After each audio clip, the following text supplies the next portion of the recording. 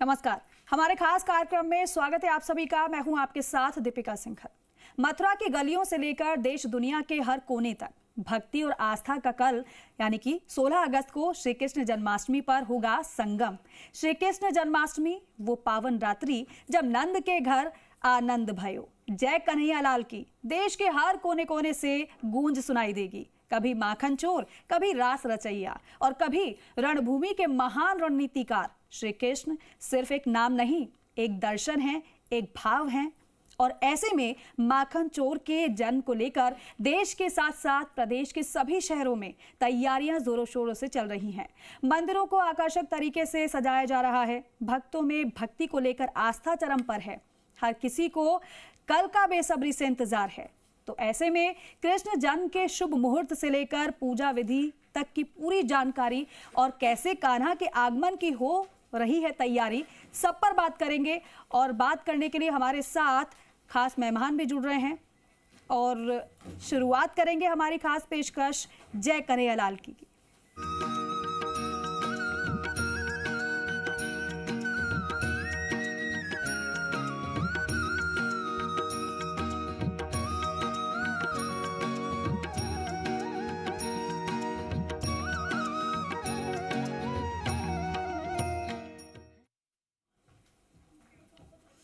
तो देखिए, कान्हा के जन्मोत्सव की तैयारी तो जोर शोर से चल रही है। बाजारों में रौनक है, खरीदारी जमकर की जा रही है। लेकिन कान्हा के जन्म को लेकर कैसे तैयारी करें, शुभ मुहूर्त क्या है और किस तरीके से आपको कैसे विधि विधान से पूजा अर्चना करनी है, पूरी जानकारी हम आपको देंगे।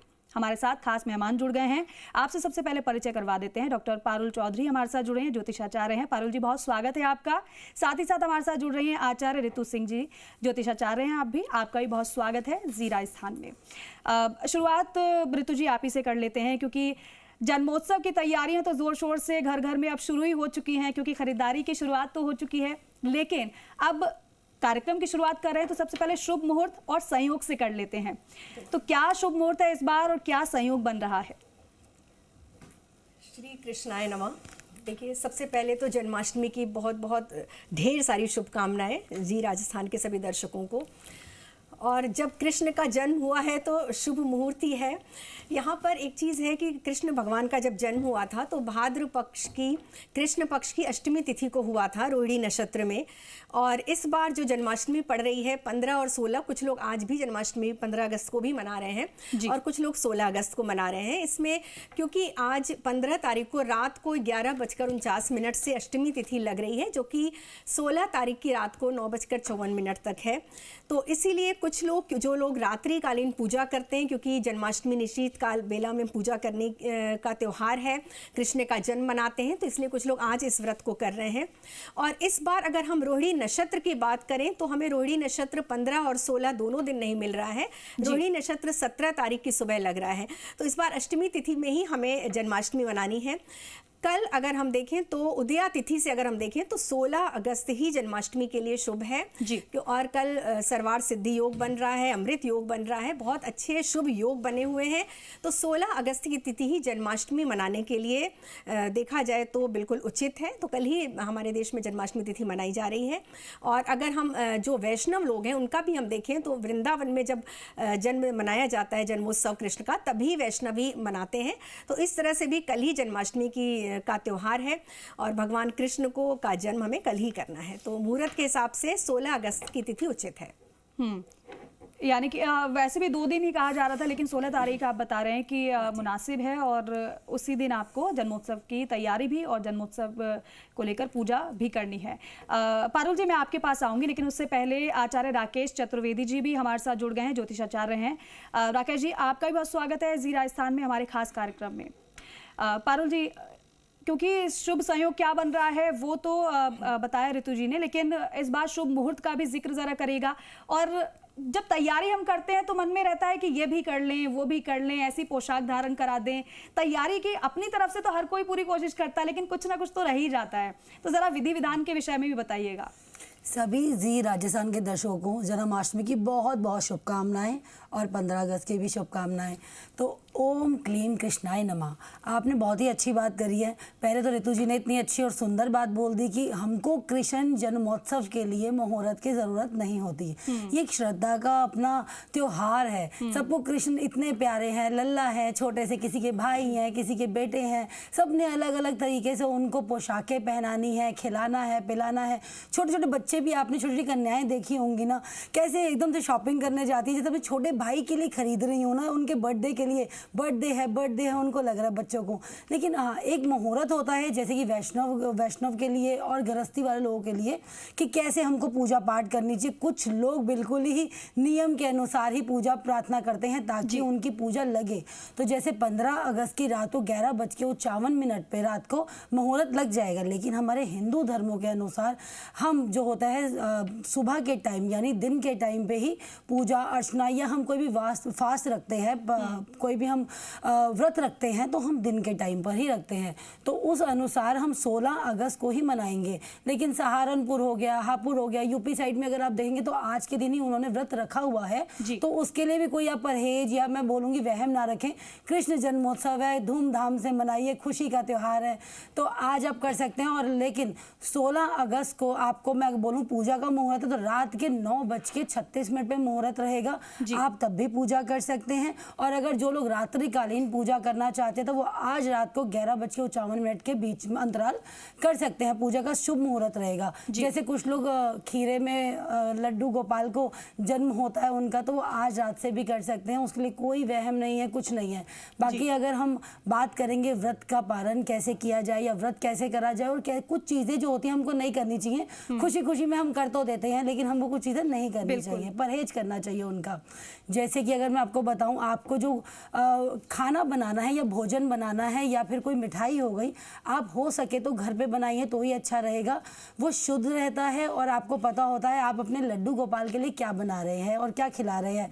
56 भोग की अगर मैं बात करूं, जो लोग नहीं कर सकते हैं 56 भोग, तो मैं उनके लिए बोलना चाहूंगी माखन मिश्री भी रख सकते हैं। पारुल जी, हम 56 भोग का आप जिक्र कर रहे हैं, हम जानेंगे आपसे, लेकिन एक बार राकेश जी का भी रुक कर लेते हैं।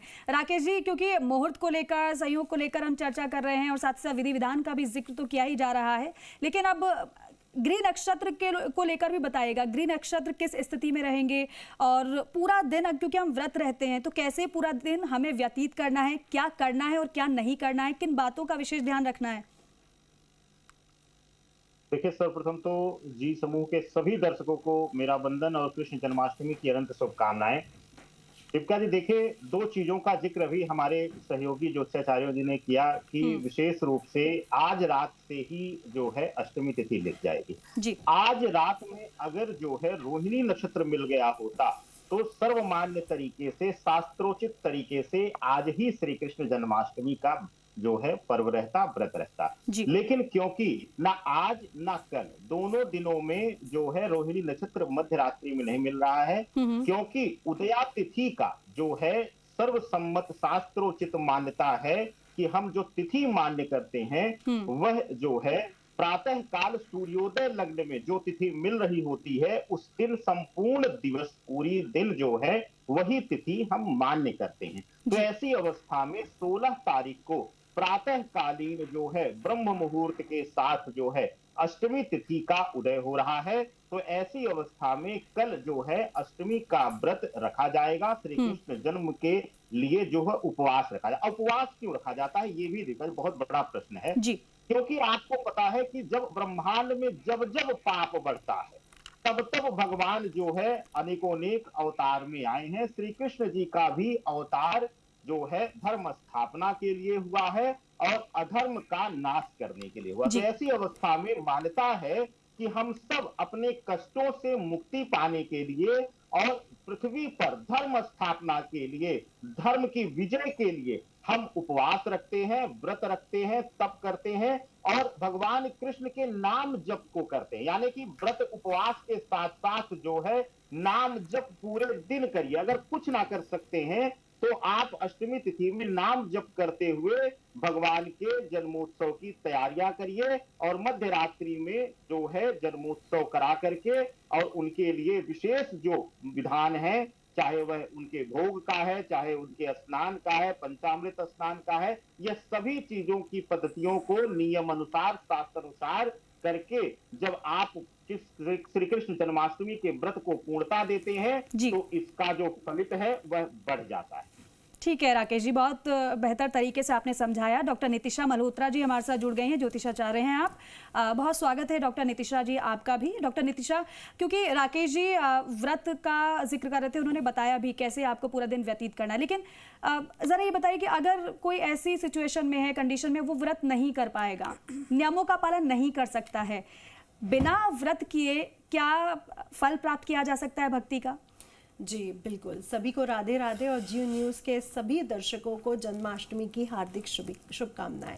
तो सबसे पहले जैसे कि आपने क्वेश्चन किया कि जो लोग व्रत नहीं रख पा रहे किसी भी कारणवश, वो कैसे इस दिन को सेलिब्रेट कर सकते हैं, तो पहले मैं कहूँगी भगवान विष्णु, शिव जी, ये सब भाव प्रधान देव हैं। हमारे भाव से ही वो हमारी पूजा को स्वीकार कर लेते हैं, हमारे मंत्रों को स्वीकार कर लेते हैं। इसलिए जो लोग वृद्ध अवस्था में या बच्चे हैं या किसी कारणवश व्रत नहीं रख पा रहे हैं, और ये हमारा शास्त्र संवत है, शास्त्र भी ये कहते हैं कि अगर आप व्रत नहीं रख पा रहे हैं तो कोई बात नहीं, लेकिन आप 3 टाइम की जो पूजा, त्रिकाल पूजा जिसका नियम है हमारे नारद शास्त्र में और कई पुराणों में इसका वर्णन किया गया है, अगर आप त्रिकाल पूजा करते हैं, उसके साथ साथ आप तामसिक भोजन से दूर रहते हैं, तामसिक कार्यों से दूर रहते हैं, तो भी आप इस दिन को अच्छे से सेलिब्रेट कर सकते हैं और मंत्रों का जाप करते रहते हैं। ओम नमो भगवते वासुदेवाय, राधे राधे, हरे कृष्णा हरे कृष्णा। अगर आप इन मंत्रों का जाप करते रहे, तामसिक चीज़ों से दूर रहे, बाल ना काटे, नाखून ना काटे,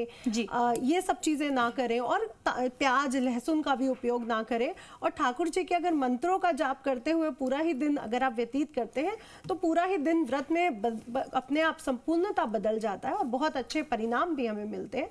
इसलिए जो लोग नहीं रख पा रहे हैं वो भी नॉर्मल जो रोटी सब्जी चावल है वो खाकर इस व्रत को रख सकते हैं। जी बिल्कुल। ऋतु जी, क्या विशेष परिधान का भी ख्याल रखा जाता है, रंग का भी ध्यान रखा जाता है? देखिए, जैसे अभी नितिशा जी ने भी बताया कि ये भाव प्रधान, हमारे हर सारे देव भाव प्रधान हैं। कहते हैं ना कि भावना चाहिए अर्चना के लिए, हाथ में हो कमल ये ज़रूरी नहीं। तो हर ईश्वर आपकी भावना देखते हैं, आपके भाव देखते हैं, और उसी भाव में आकर हम अपने परिधान बदलते हैं। हम जो हमारे इष्ट को पसंद है वैसा हम वेश धारण करते हैं, वैसा हम भोग बनाते हैं, वैसा हम श्रृंगार करते हैं, और अपने इष्ट का भी श्रृंगार करते हैं और अपना स्वयं भी करते हैं। हम अपने कृष्ण को जब सजाते हैं तो पूरा ध्यान रखते हैं कि उनको क्या पसंद है। अगर उनको पीतांबर पसंद है तो पीला रंग उनको हम अर्पित करते हैं। और वैसे ही आप कल देखेंगे कि बहुत सारी महिलाएं, लड़कियां, किशोरियां गोपी ड्रेस में आपको मिलेंगी। जो गोपी क्या परिधान होता है, लहंगा चुन्नी, उसमें मिलेंगी आपको, वो सिर्फ अपने इष्ट को रिझाने के लिए। तो बिल्कुल महत्व होता है, जैसा हम वेश धारण करते हैं वैसा हमारा मन भी हो जाता है। लेकिन कंपल्सन ऐसा नहीं है कि नहीं आपको बहुत जरूरी, अगर आपको भगवान की पूजा करनी है तो ये वेश ही धारण करना है, ऐसा कुछ नहीं। आपका हृदय और कलयुग केवल नाम आधारा। देखिए, कलयुग में तो ईश्वर सिर्फ नाम से प्रसन्न हो जाते हैं। कली संतरण उपनिषद में भी लिखा हुआ है कि हरेर नाम हरेर नाम केवलम। जो हरि का सिर्फ नाम लेता है वही कलयुग से आप इस भव सागर से पार कर देने वाला नाम है। तो परिधान, भोग, श्रृंगार सब हमारी आराधना के एक अंग है, जो कि निश्चय रूप से उनका महत्व, बहुत ज्यादा महत्व है। हम अपने इष्ट को रिझाते हैं और वो बिल्कुल अपनी पसंदीदा वेशभूषा में अपने भक्त को देखकर ज्यादा प्रसन्न होते हैं जी। तो बिल्कुल अगर आपसे हो सके तो आप उनके पसंद का ध्यान रखिए। नहीं हो सकता है तो आप सिर्फ उनका नाम लीजिए, और कृष्ण को सबसे ज्यादा प्रिय राधा नाम, आप राधा कृपा कटाक्ष का कल हो सके तो स्तुति कीजिए, तो सबसे बेस्ट है। अगर राधा नाम आप लेते हैं, सीधे राधा राधा नाम लीजिए या कृपा कटाक्ष का आप स्तुति कीजिए, भगवान कृष्ण उससे प्रसन्न होंगे। तो आप जैसे कर सकते हैं, आप मेन है कि आपको उनका नाम लेना है, उनके साथ समय बिताना है और उनको रिझाने के लिए प्रयत्न करना है। बिल्कुल, भाव साफ होना चाहिए, ये बहुत जरूरी है। पारुल जी, क्योंकि आप भोग का जिक्र कर रहे थे, मैंने आपको रोक दिया था, आप जरा बताइए कि भोग में क्या क्या होना चाहिए। पंचामृत की बात करें, उसमें क्या क्या मिलाना चाहिए और कैसे हम भोग को तैयार करें, और क्या कुछ विशेष अर्पण का भी कुछ रहता है कि क्योंकि कोशिश तो रहती है कि कान्हा को जो पसंद हो वही अर्पित किया जाए, और कान्हा को मिश्री माखन बहुत ज्यादा पसंद है, सब लोग इसे शामिल करते हैं, लेकिन इसके अलावा भी जरा समझाइएगा, बताइए। जी, मिश्री माखन तो उनका है ही बहुत पसंदीदा, सभी को पता है कि अब मटकी भी फोड़ी जाएगी, मिश्री माखन भी बनाया जाएगा। लेकिन मैं बताना चाहूँ कि पंचामृत जो आपको स्नान कराना होता है वो गाय का देसी घी होता है, उसमें शहद हो गया, तुलसी दल ज़रूर होना चाहिए।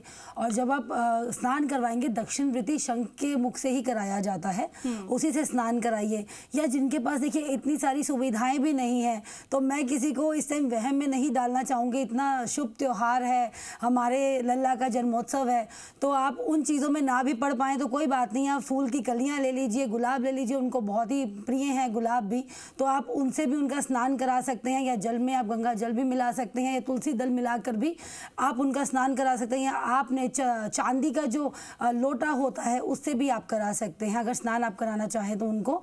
और उसके बाद आप उनकी मनपसंद जो आपको लगता है आपके लल्ला को पसंद है, मनपसंद उनके वस्त्र वो धारण कराइए।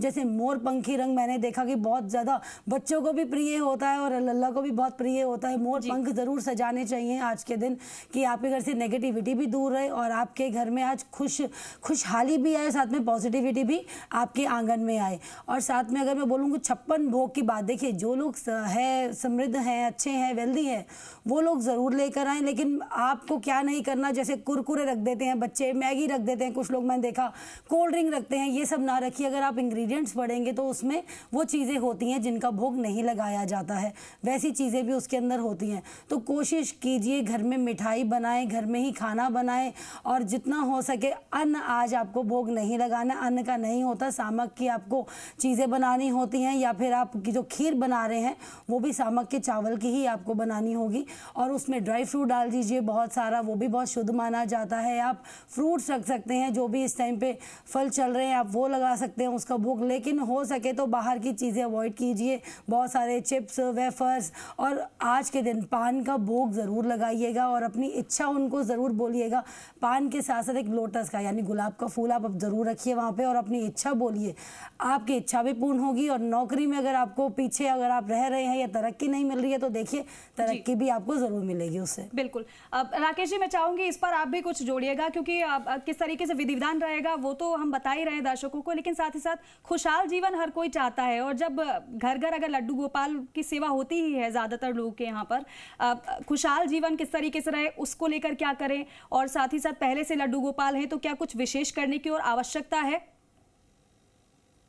बहुत अच्छा प्रश्न है दीपिका जी। देखिए, दो चीजों को यहाँ पर मैं वर्णन करके चलूंगा। पहला कि भगवान विष्णु के 9 अवतारों में कहा गया कि 9 रूप जो हैं वह 9 ग्रह का स्वामित्व करते हैं, जिसमें कि भगवान कृष्ण का जो अवतार है वह विशेष रूप से चंद्रमा का स्वामित्व करते हैं और चंद्रमा का प्रतिनिधित्व करते हैं।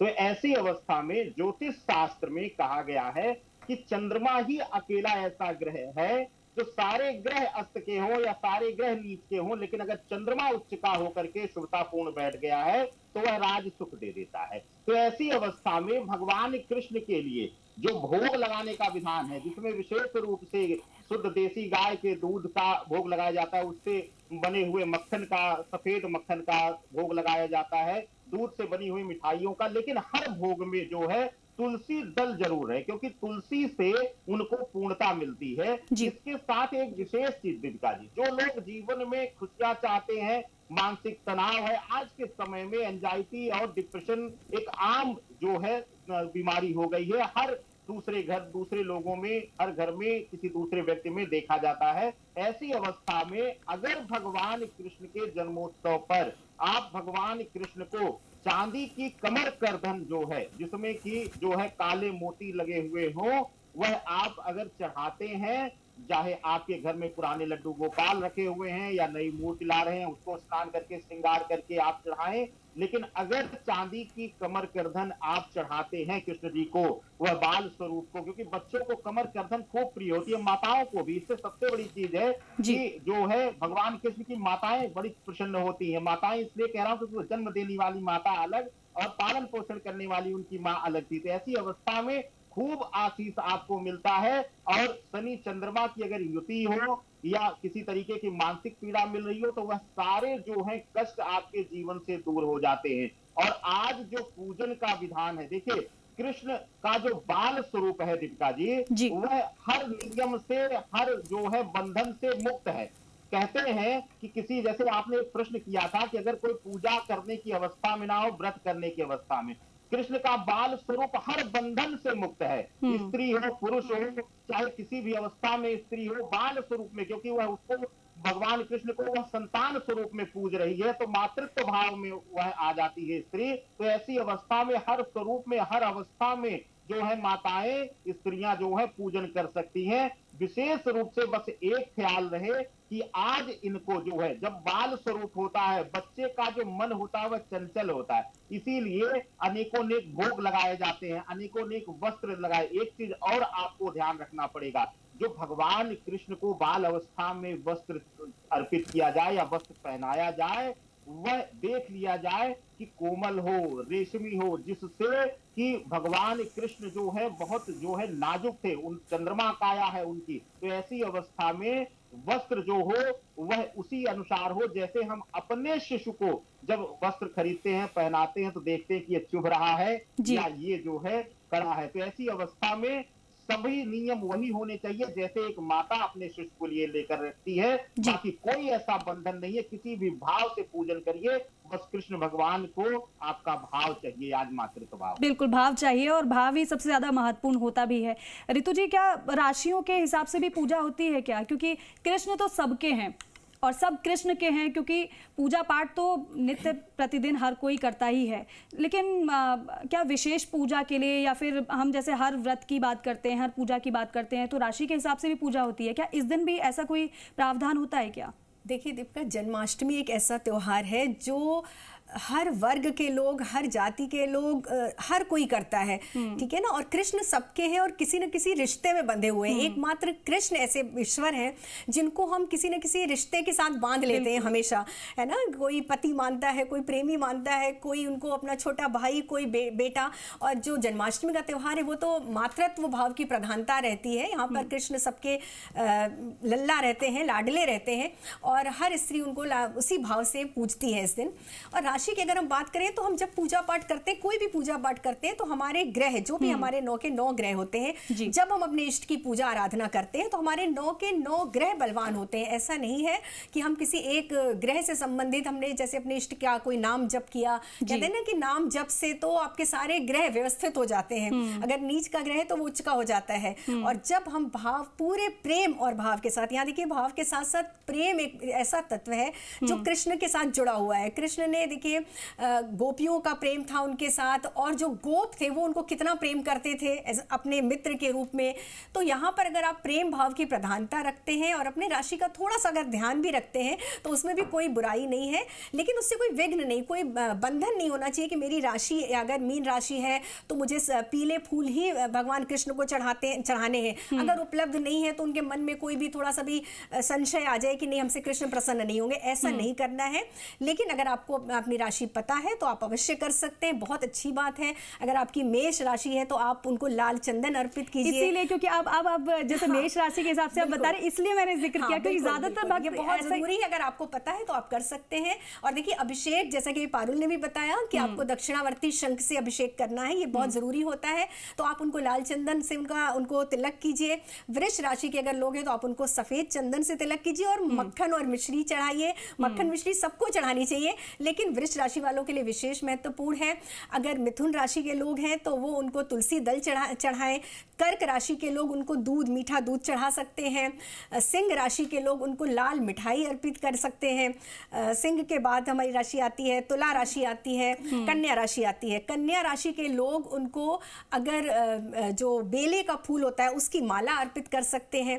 तुला राशि के लोग पंचामृत से उनका अभिषेक करें, साथ ही साथ ऋतु फल, कुछ भी जो आम, अमरूद, जो भी ऋतु फल है वो उनको अर्पित करें। वृश्चिक लग्न या राशि के लोग उनको लाल रंग के पुष्प के साथ साथ, अगर आज के दिन उनके लिए मखाने से बने हुए कोई व्यंजन, चाहे मखाने की खीर, इस तरह की कोई चीज उनको अर्पित करें तो बहुत अच्छा होता है। धनु राशि के लोग, जैसे मैंने अभी बताया, क्योंकि बृहस्पति इनके लॉर्ड होते हैं, तो इनको पीला फूल या चने की दाल से बनी हुई कोई चीज इनको अर्पित करें, या चने की दाल भी इनको अर्पित कर सकते हैं। साथ ही 2 राशियां और बचती हैं धनु के बाद, हमारी मकर राशि है। वो अपराजिता का पुष्प इनको अर्पित करें। और मकर राशि के बाद कुंभ राशि के लोग हैं वो भगवान कृष्ण को नीले रंग के पोशाक अर्पित करें। मीन राशि के लोग उनको पीले चंदन से तिलक करें और उनका अभिषेक करें। बिल्कुल। अब पारुल जी, क्योंकि देखिए भगवान को हम क्या उपहार दे सकते हैं, बल्कि उनसे तो हम खुद मांगते हैं, लेकिन फिर भी वो लल्ला हैं, घर घर जन्मेंगे, और जब पूजा हम करते हैं तो हम यही सोचते हैं कि अब क्या पहनाएं, क्या खिलाएं, कैसे रखें। लेकिन फिर भी मैं पूछूंगी आपसे कि जन्माष्टमी के दिन जिस तरीके से राकेश जी भी जिक्र कर रहे थे कि उपहार स्वरूप क्या दिया जा सकता है, तो आप इसमें कुछ बताना चाहेंगी कि उपहार के लिए क्या कान्हा को हम दे सकते हैं? देखिए, हम तो परमात्मा से मांगने के लिए ही पैदा हुए हैं। अगर हम जन्माष्टमी हाँ जी बिल्कुल, लेकिन अगर हम मंदिर के आगे बैठते भी है ना, आजकल जो एरा चल रहा है, जो हमारा ज़माना चल रहा है, उसके अंदर हम मंदिर में बैठ रहे हैं तो हमारे मन में कुछ ना कुछ मांगने की ही धारणा होती है, तभी हम वहाँ पे बैठे हैं। लेकिन फिर भी अगर आपके मन में कोई आता है कि संशय नहीं रखना है मन में, सबसे पहली बात जो है भाव है ना, आपके भाव ही आपके लिए अमृत है। आपका सबसे बड़ा गिफ्ट भगवान के लिए वही है कि आपके भाव स्वच्छ और पवित्र होने चाहिए। कि जैसे मैंने देखा है लोगों के घरों में कलेश चल रहे हैं या फिर लोगों के घरों में बहुत अनबन से माहौल बना हुआ है, लेकिन आप कृष्णा की पूजा कर रहे हैं, लल्ला को आप घर बुला रहे हैं, रात को आप बैठ के रात्रि भजन कर रहे हैं, पूजन कर रहे हैं, लेकिन पीछे से आपका पूरा परिवार दुखी है इस टाइम पे, वो ना कीजिए। उनको क्या चाहिए? उनको चाहिए पूरा परिवार बैठे, मेरे समक्ष बैठे, मुझसे बातें करो कि वो लल्ला है, उनको क्या करना है, उनको नटखट अपनी अटखेलियां करनी है, उनको बातें करनी है, आप बातें कीजिए, उनके साथ बैठिए, भजन कीर्तन कीजिए। सबसे बड़ा अगर मैं बोलूँगी उपहार उनके लिए यही होगा, पूरा परिवार संपूर्ण बैठ के भजन कीर्तन करे, कोई भी उल्टी सीधी चीज़ों में ना पड़े, जैसे कि आजकल का यूथ पड़ जाता है, वो चीज़ें अवॉइड करें अगर हो सके तो। आज आपको बैठना है भगवान के आगे, उनके मंत्र का जाप करना है, राधा राधा राधा का जाप करते चले जाइए और आपका बेड़ा पार होता जाएगा। हो सके तो सुंदर और उनको वस्त्र आज जरूर धारण कराइए, अच्छे वस्त्र आप भी पहनिए और आपके लल्ला जी को भी पहनाइए, उनको झूला झूलाएं, उनको फूल अर्पित करें और अपने हाथों से बनाए हुए व्यंजन भी अर्पित करें, यही बहुत बड़ा उपहार होगा। ठीक है राकेश जी, क्योंकि सवाल तो ज्योतिष शास्त्र में जितना पूछ लो उतना ही कम हो जाता है और संभवतः बहुत सारे सवाल होंगे जो मैं नहीं पूछ पाई होंगी, लेकिन फिर भी मैं चाहूंगी आप अपनी तरफ से बताइएगा जो रह गया हो और जो दर्शकों को जानना बहुत जरूरी है। देखिए, भगवान कृष्ण जो है, कहा गया है यतो धर्म ततो कृष्ण और ततो कृष्ण यतो विजय, यानी कि विशेष रूप से जहां धर्म होगा, यानी कि जैसे अभी पारुल जी ने कहा, उसी लाइन को हम पूर्णता दे देते हैं कि अगर जहां धर्म होगा वहीं पर कृष्ण होंगे। अगर आप जो है ले जाकर के पंचामृत से स्नान करा रहे हैं, बाल गोपाल को ला रहे हैं और अपनी ही माता भूखी है और अपने ही पिता को आप प्रताड़ना दे रहे हैं, तो वहां कृष्ण वास नहीं करेंगे। अपनी ही पत्नी को आप प्रताड़ना दे रहे हैं या अपने ही पति को आप परेशान कर रहे हैं, तो वहां कृष्ण वास नहीं करेंगे। ज्योतिष शास्त्र का नियम है कि विशेष रूप से भाव के साथ साथ अपने घर में अगर आप वही भाव मंदिर स्वरूप बनाएंगे तभी कृष्ण आएंगे। और विशेष रूप से दीपिका जी, कृष्ण जन्माष्टमी के दिन आप लोग बैठ करके परिवार के साथ कुछ मत करिए, बस भाव रखकर भाव बहुत जरूरी। राकेश जी, मैं माफी के साथ आपको रोक रही हूँ क्योंकि समय खत्म हो रहा है। नितिशा जी के पास मुझे जाना है। नितिशा जी, आप क्या दर्शकों को बताना चाहेंगी? जी, तो सबसे पहले मैं यही बताना चाहूँगी कि भगवान श्री कृष्ण का ये जन्म हमें क्या उपदेश देता है, क्योंकि उन्होंने गीता सुनाई है, अपने श्री मुख से सुनाई है। तो हमें कर्म करना चाहिए और फल की चिंता नहीं करनी चाहिए। जबकि जातकों में आजकल प्रॉब्लम क्या है, वो पहले फल को प्राप्त करना चाहते हैं और कर्म को कहीं ना कहीं पीछे छोड़ देते हैं। तो मैं आपसे यही कहूँगी, हमें हमारे महाभारत कांड से भी एक कथा मिलती है जहाँ पर भीष्म पितामह जी तीरों की शैया पर लेटे हैं और उनको 99 जन्म जाके उन्होंने पीछे देखा कि मैंने कोई भी ऐसा कर्म नहीं किया है जिसकी वजह से आज मैं यहाँ पर हूँ। तब श्री कृष्ण ने उनको बोला कि एक जन्म और पीछे जाओ।